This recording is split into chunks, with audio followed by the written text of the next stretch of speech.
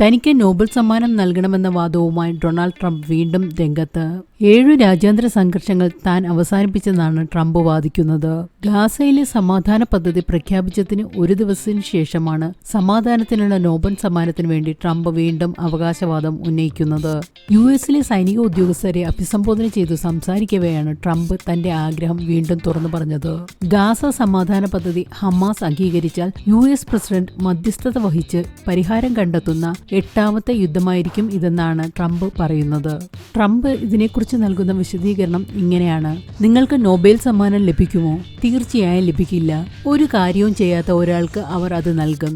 ഞാൻ നിങ്ങളോട് പറയുന്നു, അത് നമ്മുടെ രാജ്യത്തിന് വലിയ അപമാനമായിരിക്കും. എനിക്കത് വേണ്ട. എന്നാൽ രാജ്യത്തിന് അത് ലഭിക്കണം. രാജ്യത്തിന് തീർച്ചയായും അത് ലഭിക്കണം. കാരണം ഇങ്ങനെയൊന്നും ഉണ്ടായിട്ടില്ല. ഈ വർഷത്തെ നൊബേൽ സമ്മാനങ്ങൾ ഒക്ടോബർ 10 മുതൽ പ്രഖ്യാപിക്കാനിരിക്കെയാണ് ട്രംപ് അവകാശവാദം ശക്തമാക്കുന്നത്.